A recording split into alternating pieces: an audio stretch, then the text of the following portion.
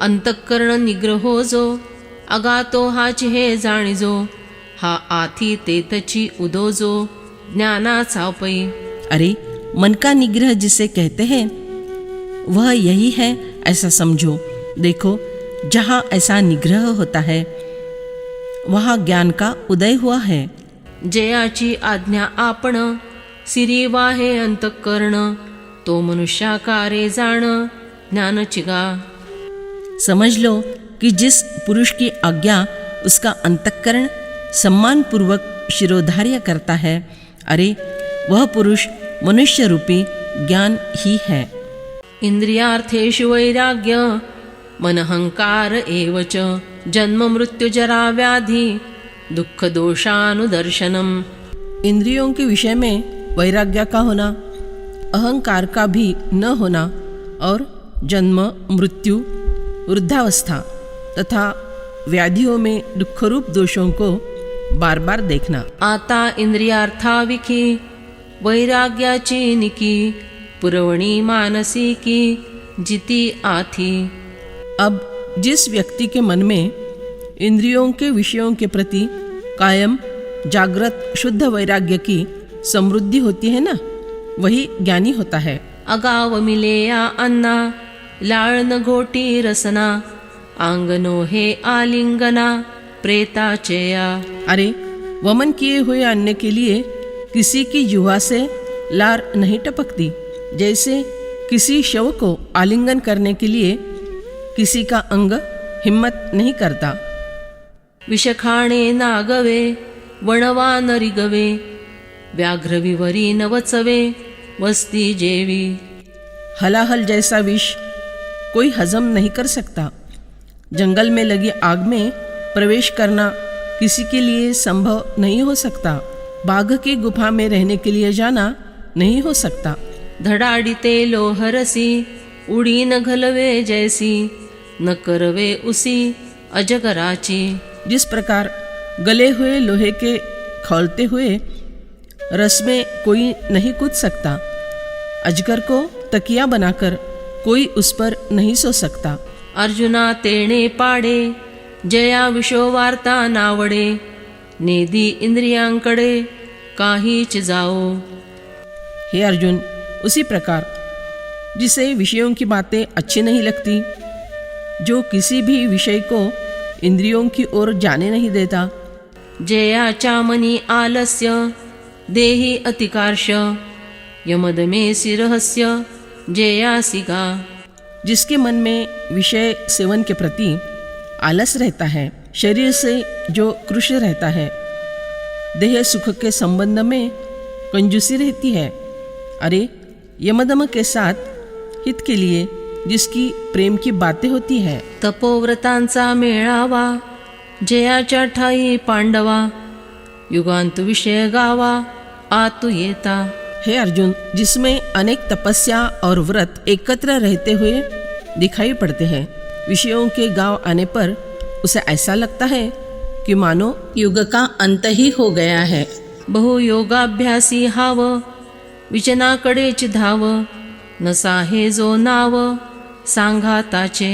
जिसे योगाभ्यास से बहुत अधिक प्रेम होता है, जो निर्जन और एकांत स्थान की ओर दौड़ता हुआ जाता है, जन समुदाय का नाम भी जिसे रुचिकर नहीं लगता।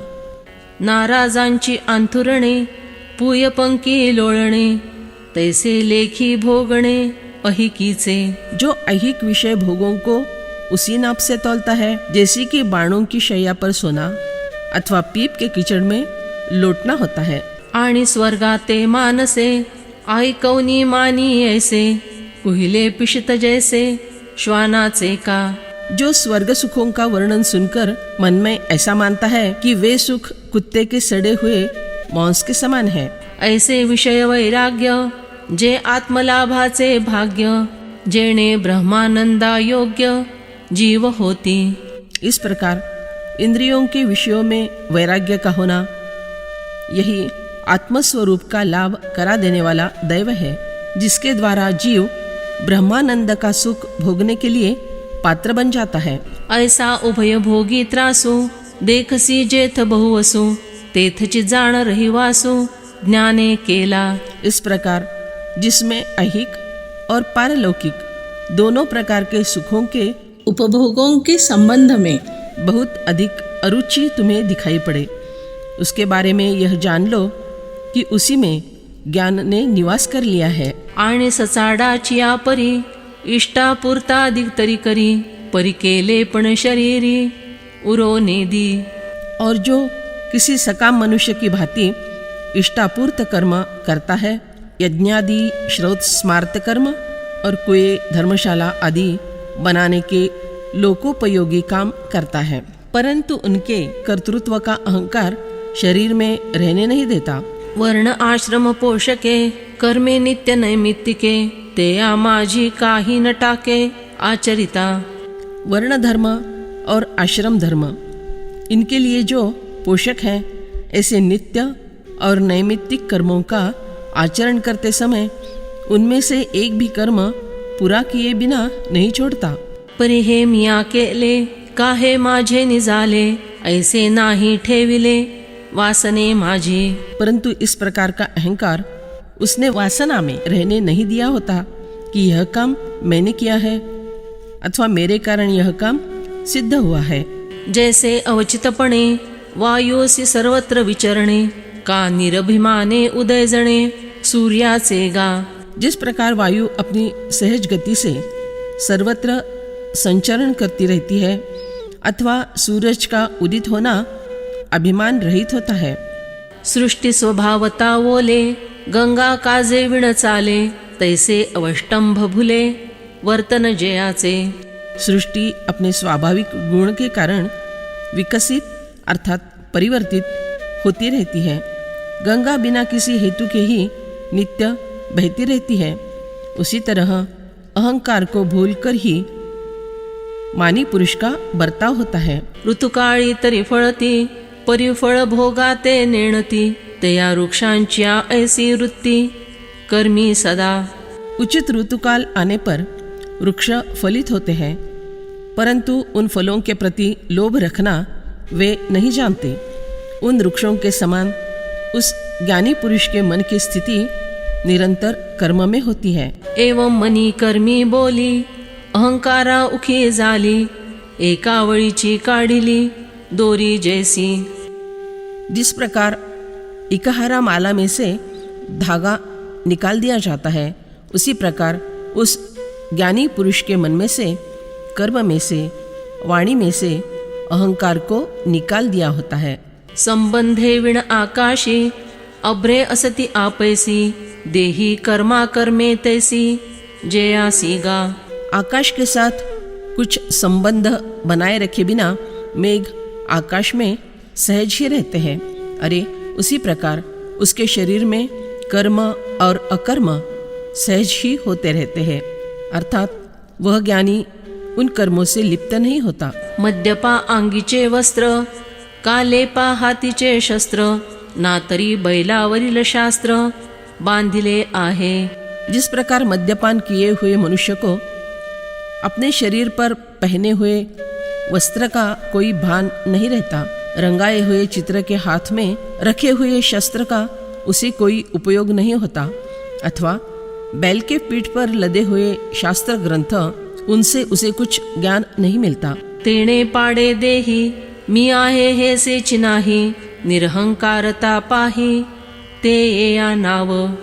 उसी प्रकार इस देह में मैं हूँ ऐसा स्मरण भी ज्ञानी पुरुष को नहीं रह जाता। देह का भान रखना, कर्म में अहंकार रखना, मेरे पास ज्ञान है ऐसी समझ रखना, इन किसी का भी वह स्मरण नहीं रखता। तुम ध्यान में रखो कि इस स्थिति को वह निरहंकारता कहते हैं। हे संपूर्ण जेथ दिसे तेथ जिगा ज्ञान असे, ये विखी अनारिसे बोलो न ये। इस प्रकार की मन कर्म वाचा की अहंकार रहितता पूर्ण रूप से जिस पुरुष में दिखाई देती है, उसी में ज्ञान का निवास होता है। इस विषय में कुछ अलग सा नहीं बोल सकते। आणि जन्म मृत्यू दुखे व्याधी वार्धक्य कलुषे, ये अंगान येता देखे दुरो निजो। और जन्म मृत्यु पीड़ा रोग वृद्धावस्था आदि दोष जब तक अपने शरीर में लगते नहीं तब तक ही, अर्थात दूर से ही उन्हें देख लेता है। का साधको विवसिया उपसर्गाते योगिया पावे उणेया पुरेया ओथंबा जेवी। जिस प्रकार कोई पंचाक्षरी मांत्रिक चुड़ैल को पहचान कर जब तक वह अपने से दूर है तब तक, अर्थात पहले ही मंत्रोपचार करता है। योगी योग मार्ग में आगे आने वाले रिद्धि सिद्धि आदि उपद्रवों का विचार पहले से ही कर लेता है, अथवा जिस प्रकार कोई साक्षीदार जिसके संबंध में साक्ष्य देना है उसकी ज़्यादा कमताई की जानकारी पहले ही करा लेता है। वैर जन्मांतरी से सापा मनवनी न वचे तेवी अतीता जन्मांचे उणे वाहे। सांप के मन में रहने वाला पूर्व जन्म का वैर कभी हटता नहीं, उसी प्रकार ज्ञानी मनुष्य अपने पूर्व जन्मों का खेद मन में बनाए रखता है। डोळा हरळू नविरे का घाई कोतन जिरे तैसे ते काळीचे न विसरे जन्म दुःख। आँख में गया हुआ बालू का कण कभी गलता नहीं, सदा चुभता रहता है, अथवा जख्म में यदि शस्त्र की नोक रह गई तो वह भी कभी गलती नहीं, जख्म भी ठीक नहीं होने देती और सदा खटकती रहती है। उसी प्रकार इस जन्म का दुःख वह कभी नहीं भूलता। म्हणे पूयगर तेरी गाला हा मूत्र रंध्रवनी आला कटकटा मिया चाटिला कुच स्वेदू।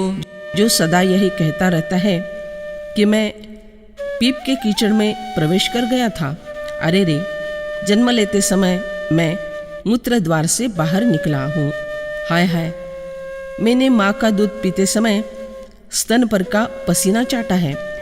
ऐसिया ऐसिया परी जन्माचा कांटाळा धरी म्हणे आता ते न करी जेणे हे होये। इस प्रकार के विविध दुखों का विचार करते करते वह जन्म लेने से घृणा बनाए रखता है। वह कहता है, अब मैं वैसा काम इसके आगे कभी नहीं करूँगा जिससे मुझे फिर से जन्म लेना पड़े। हारी उमचावेया जुवारू जैसा ये डाया का वैरा बापिकेया पुत्रु जसे। जिस प्रकार गवाया हुआ धन फिर से प्राप्त करने के लिए जुआरी फिर दाव लगाने के लिए तैयार हो जाता है, बाप कुल से चलते आया हुआ बैर लड़का बड़े परिश्रम से बनाए रखता है, वैर का बदला चुकाने के लिए अवसर की तलाश करता रहता है। मारियाचे निरागे पाठीचा सूड मागे तेणे आक्षेपे लागे जन्मा पाठी। मारने वाले व्यक्ति से चिढ़कर कोई मार का बदला चुकाने के लिए उसके पीछे पड़ जाता है, उसी आवेश से ज्ञानी पुरुष जन्म के पीछे पड़ जाता है। परिजन्मांती ते लाज न संडी जयाचे निज संभाविता निस्तेज न साहे जैसे। यदि किसी प्रतिष्ठित पुरुष का कोई अपमान करे, निर्लज्ज कहे, तो वह जिस प्रकार उसे सहन नहीं होता, उसी तरह ज्ञानी पुरुष का अंतःकरण मरते दम तक जन्म धारण करने की लज्जा को नहीं छोड़ता। आणि मृत्यू पुढा आहे तोची कल्पांती का पाहे परी आजीची की होये सावधु जो। और आगे चलकर भविष्य में आने वाली मृत्यु यदि कल्पांत समय में आने वाली हो तो भी वह यह समझकर आज ही सावधान हो जाता है कि वह मृत्यु कल ही आने वाली है। माझी अथाव म्हणता थडियेची पांडुसुता पवणारू जेवी आईता कास कासी। हे अर्जुन, जब किसी से कह दिया जाता है कि बीच वाले भाग में बहुत गहरा पानी है, तब अच्छा तैरने वाला जिस प्रकार किनारे पर ही सहज में अपनी कांच कस लेता है। कान पवतारणाचा ठावो सांभाळी जे जैसा आवो ओढण सुई जे घावो न घालिताचे। अथवा जिस प्रकार योद्धा को रण में जाकर खड़े होने से पहले ही अपना जोश संभाल लेना चाहिए, घाव लगने से पहले ही ढाल आगे करनी चाहिए,